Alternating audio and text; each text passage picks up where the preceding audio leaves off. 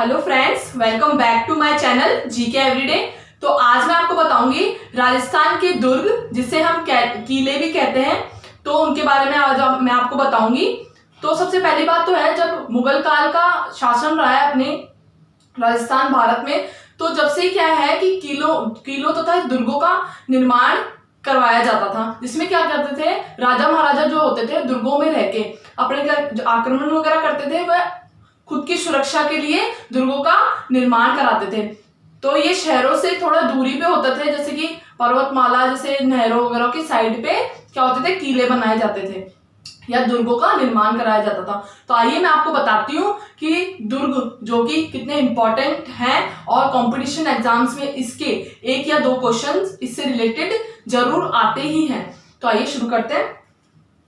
सबसे पहली बात तो यह है कि दुर्गों के नाम। तो दुर्ग जो है वो 9 श्रेणियों में रखे गए हैं, जिसमें बहुत सारे दुर्ग आते हैं। तो मैं आपको दुर्गों के नाम, उसकी लंबाई व चौड़ाई व ऊंचाई, किस किस स्थान पे कहाँ पे स्थित है और उनकी क्या विशेषता है, उसके बारे में आज मैं आपको बताऊंगी। सबसे पहली बात तो यह है जो चित्तौड़ का दुर्ग। तो चित्तौड़ का जो दुर्ग है उसका निर्माण कब हुआ? तो उसका निर्माण हुआ था 1440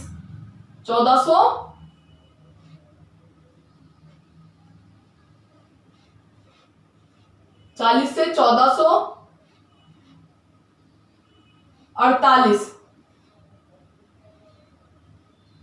ईसा पूर्व में क्या हुआ था, चित्तौड़ दुर्ग का निर्माण हुआ था। सबसे पहली बात तो है इतिहास काली की, ये जो दुर्ग है ना, इस दुर्ग में सबसे ज्यादा मतलब आक्रमण वगैरह हुए हैं, और ये अरावली पर्वतमाला की श्रृंखला पे, मतलब कि जो अरावली पर्वतमाला है उसके आसपास की क्षेत्र में विकसित है। मतलब इसके आसपास क्या है, नहरें और घाटियां वगैरह स्थित है। जैसा कि आपको मैंने स्क्रीन पे दिखा रखा है कि देखिए कि ये क्या है, चित्तौड़ का दुर्ग है।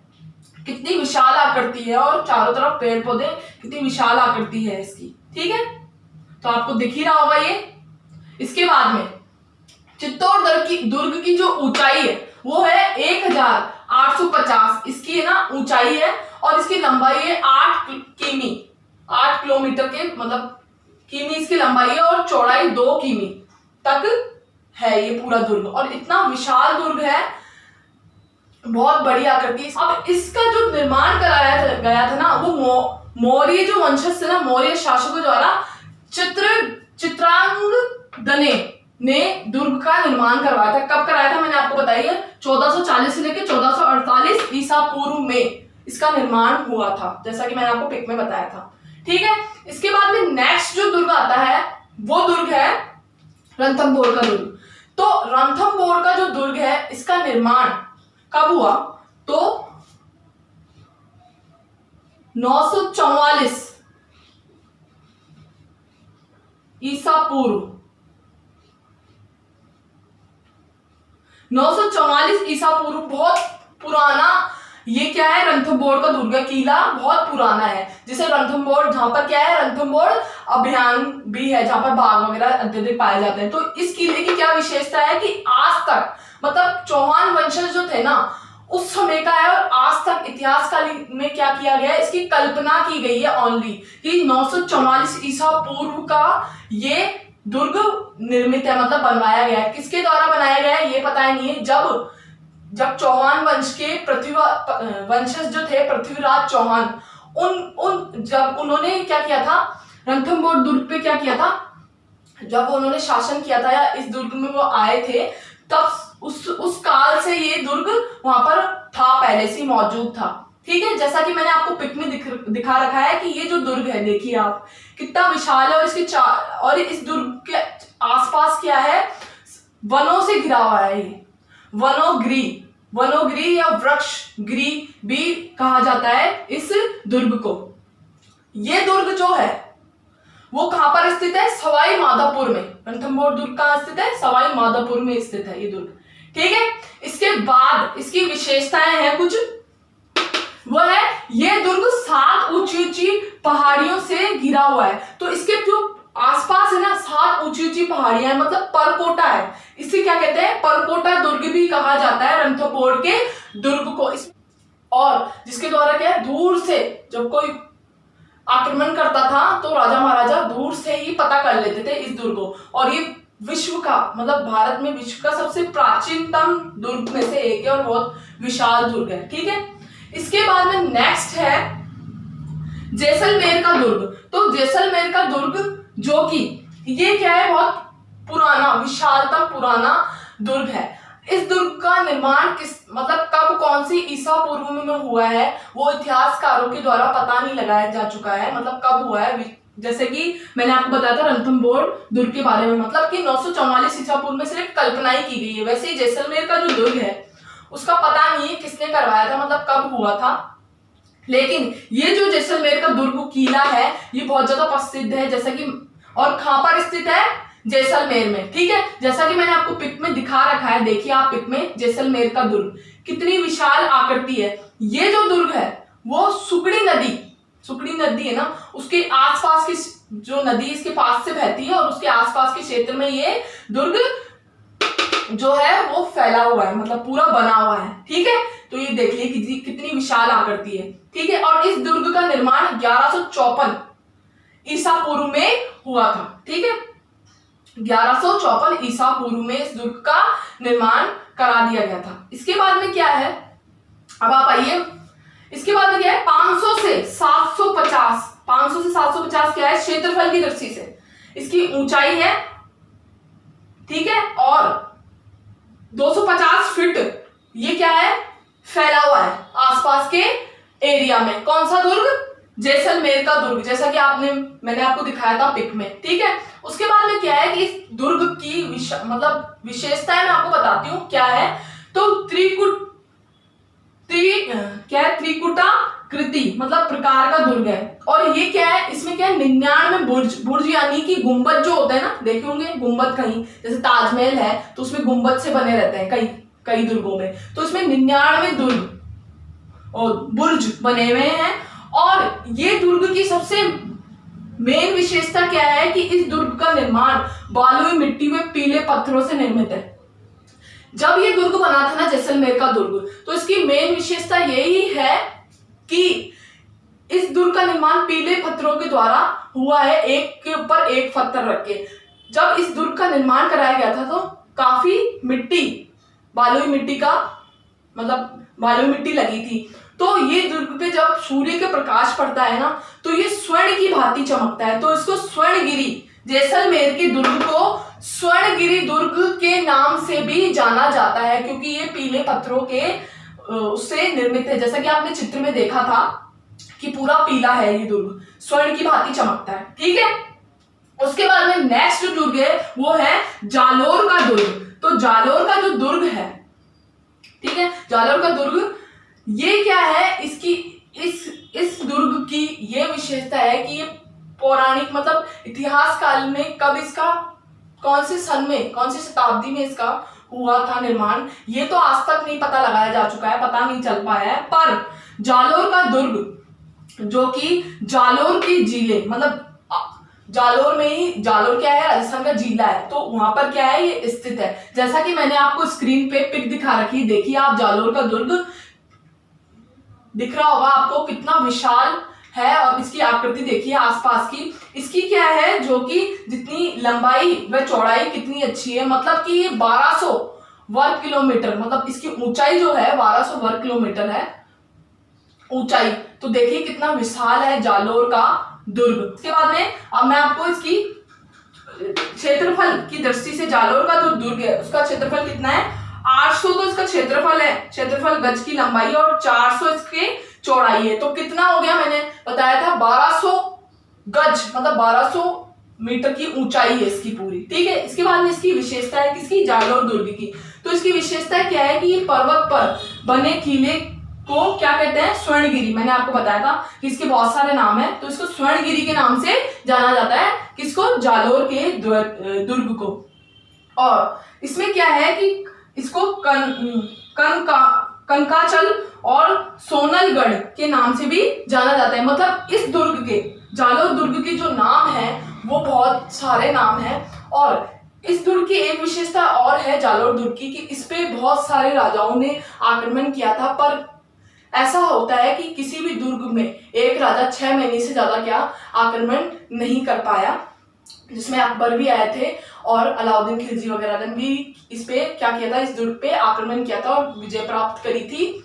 तो 6 महीने से ज्यादा नहीं रह पाया। फिर वो भूख भूख के कारण सब लोगों की, सेनाओं की जान जाने लगी थी इस दुर्ग में, ठीक है, जो कि जालोर में स्थित है, अजमेर के पास पड़ता है, ये अजमेर के पास पड़ता है, ठीक है। इसके बाद में नेक्स्ट जो दुर्ग है वो दुर्ग है सिवाना दुर्ग। तो सबसे पहली बात, सिवाना दुर्ग जो कि बहुत विशालतम दुर्ग है, किला है, और इसका निर्माण कौन सी शताब्दी में हुआ था? तो इसका निर्माण हुआ था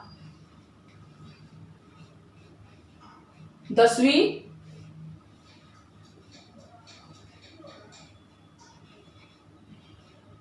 शताब्दी में। किसका? सिवाना दुर्ग का, जिसे सिवाना किला भी कहा जाता है। अब इसकी खासियत क्या है कि सिवाना जो दुर्ग है 10वीं शताब्दी में, मतलब इतिहास कालीन में, मतलब पहले से ही मौजूद था ये, और ये जोधपुर में स्थित है। जैसा कि मैंने आपको पिक में दिखा रखा है, देखिए आप, कितना विशालतम दुर्ग है। और ये बहुत ज्यादा, मतलब इसका कलर ऐसा लग रहा है, क्योंकि इसका कलर इसलिए डार्क ऐसा लग रहा है क्योंकि ये बहुत पहले बनवाया गया है। आज तक पता नहीं चला है कि कब ये इसका निर्माण, पर इसका निर्माण मुगल कालिक, मतलब कि मुगलों ने सबसे ज्यादा इस दुर्ग पे क्या किया है, अपना शासन काल जमाया है। देखिए आप पिक में इसकी आकृति व इसकी भूभाग का क्षेत्रफल, ठीक है। इसके बाद में मैं आपको बताती हूँ कि इसकी चौड़ाई लंबाई कितनी है। तो 60 किमी जालोर से, मतलब जालोर के आसपास में फैला हुआ है ये, से 30 मील दूरी पर्वतमाला जो है ना, उस पे ही चारों ओर से घिरा हुआ है। मतलब इसको गिरी दुर्ग कहते हैं, जिसके आसपास में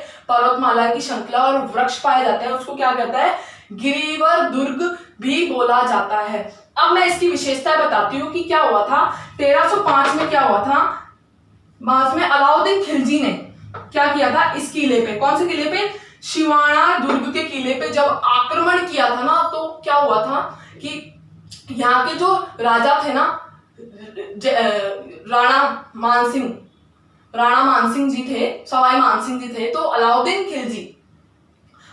खिलजी ने क्या किया था, इस पे क्या, जोधपुर में क्या आक्रमण कर दिया था सिवाना दुर्ग पे।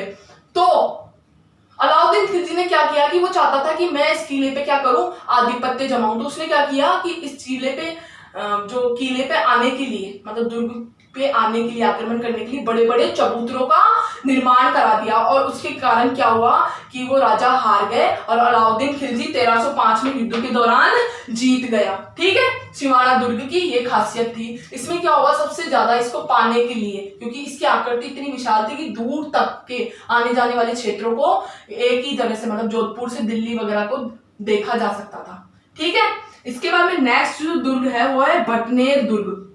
भटनेर का दुर्ग ये सबसे विशालतम दुर्गों में से एक दुर्ग के नाम से जाना जाता है, ठीक है।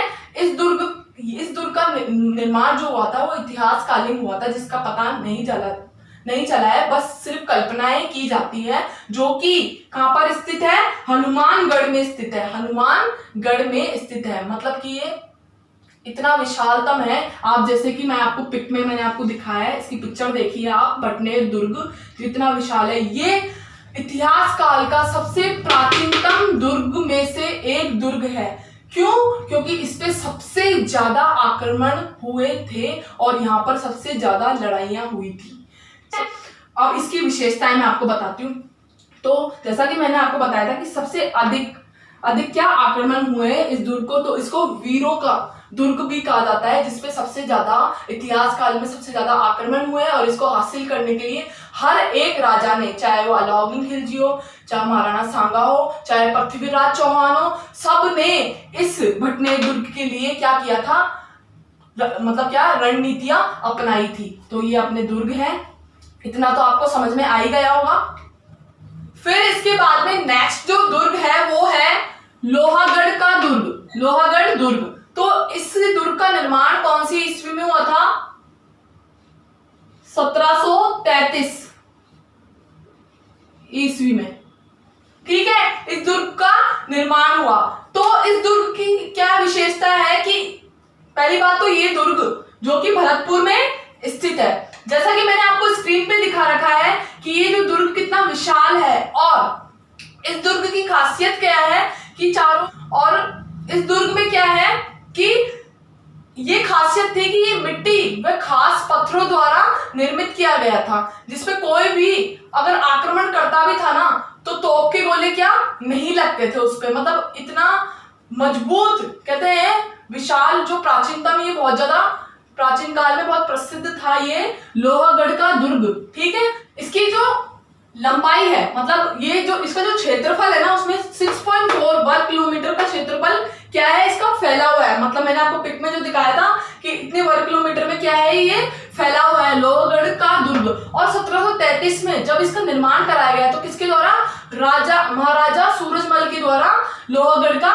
निर्माण कराया गया। अब इसकी विशेषता क्या है, 40 बुर्जे, मतलब ये जो दुर्ग था मैंने आपको दिखाया था तो इसमें 40 बुर्जे मतलब परकोटे बने हुए हैं बड़े बड़े, जिससे क्या होता था आक्रमण जल्दी से नहीं हो पाता था, बहुत विशालकारी बने हुए हैं। और मैंने आपको बताया था तोप के गोले मिट्टी में धसे रह जाते थे, मतलब इतना मजबूत था ये लोहागढ़ का किला, जो था किला या दुर्ग, कि तोप के गोले बड़े बड़े चलते थे तो भी इसमें कुछ भी नहीं होता था, कोई भी जो राजा वो मरता नहीं था या सैनिक मरता नहीं था। इतना विशाल और इतना मजबूत था क्योंकि इसमें बहुत विशाल तरह के पत्थर लगाए गए थे, प्राचीतरों जिसे कहते हैं। ठीक है, इसके बाद में नेक्स्ट है अचलगढ़ दुर्ग। अचलगढ़ दुर्ग जो कि कौन सी ईस्वी पूर्व में निर्माण हुआ था इसका, तो मैं आपको बताती हूँ। इसका निर्माण हुआ था 1450 से 1452।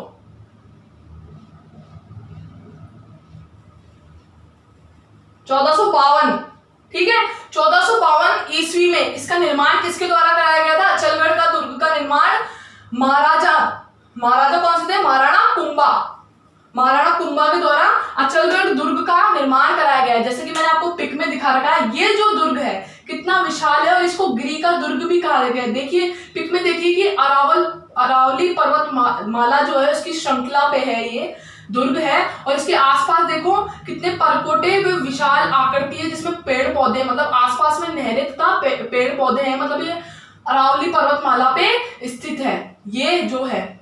ठीक है, इसके बाद में आइए आप, ये कहां पर स्थित है, माउंट आबू में। माउंट आबू के कितने क्षेत्रफल में घिरा पड़ा है ये, 13 वर्ग किलोमीटर की क्षेत्रफल, मतलब 13 वर्ग किलोमीटर के क्षेत्रफल में लिख देती हूँ जब 13 वर्ग किलोमीटर के क्षेत्रफल में ये घिरा हुआ है अरावली पर्वत श्रृंखला माला की। ठीक है, और इसको क्या कहते हैं, अचलगढ़ के दुर्ग का नाम जो विशालते नाम है पहले का वो है अचल आबूगिरी दुर्ग के नाम से भी इसको जाना जाता है, क्योंकि ये कहां पर स्थित है, माउंट आबू में पर्वत, मतलब अरावली पर्वतमाला की श्रृंखला पे स्थित है, बहुत विशाल है। अब इसकी विशेषता क्या है, आबू पर्वत का अचलेश्वर महादेव मंदिर जो कि बहुत ज्यादा प्रसिद्ध है। इसकी एक चीज ये है कि वहां पर क्या महादेव का मंदिर क्या पड़ता है, माउंट आबू के रास्ते में पड़ता है, मार्ग पे अरावली पर्वत के, तो महादेव क्या बहुत ज्यादा मान्यता है वहां पे। और वहां के महादेव के वहां पे क्या पाए गए हैं, पैरों के निशान, मतलब पैरों का अंगूठों का निशान पाए गए हैं, अंगूठे का निशान, जिसके कारण क्या है अचलगढ़ का दुर्ग जो कि अचलेश्वर के नाम से भी जाना जाता है, अचलेश्वर दुर्ग या अचलेश्वर महादेव का मंदिर भी है वहां पे। ठीक है, इसके बाद में नेक्स्ट जो दुर्ग है वो है मेहरानगढ़ का दुर्ग। तो इस दुर्ग का जो निर्माण हुआ था ना वो किसने करवाया था और कब हुआ था, तो निर्माण जो ईसा पूर्व थी वो थी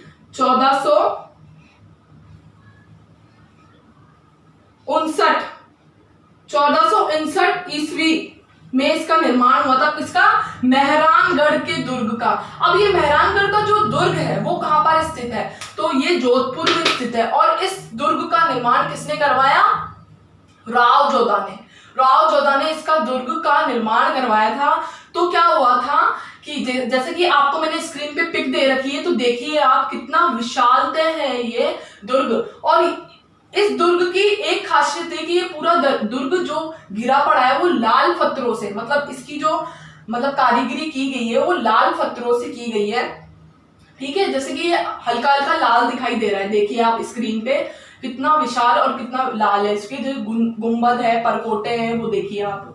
ठीक है, इसके बाद में आइए इसका जो क्षेत्रफल है मेहरानगढ़ का, वो क्षेत्रफल है 500 इसकी वर्ग मतलब 500 गज की इसकी लंबाई है, और चौड़ाई इसकी कितनी है 250 गज इसकी क्या है चौड़ाई है, जो कि जोधपुर में स्थित है। ठीक है, अब इसकी क्या है मेहरानगढ़ की विशेषताएं मैं आपको बताती हूँ। तो ये दुर्ग क्या है लाल पत्थरों से निर्मित है, जो मैंने आपको बता दिया है। इसके बाद में इस दुर्ग में क्या होता है कि इसको मोती महल के नाम से भी जाना जाता है, जिसमें क्या है मोती महल में कलाकारी हो रखी, मतलब देवी देवताओं की जो शिलालेखकारी चित्रकारी बनी हुई है। कहाँ पे मेहरानगढ़ दुर्ग में। अब ये जो दुर्ग है वो राजोधा ने क्या किया था, इधर आक्रमण हुआ था, आक्रमण के बाद में जीता, उसके बाद में इसका निर्माण करवाया लाल पत्थरों के द्वारा। इसके बाद में नेक्स्ट जो दुर्ग है वो है शेरगढ़ दुर्ग, जिसका विशाल मतलब पुराना नाम क्या है ये लिख रहा कोशवर्धन दुर्ग भी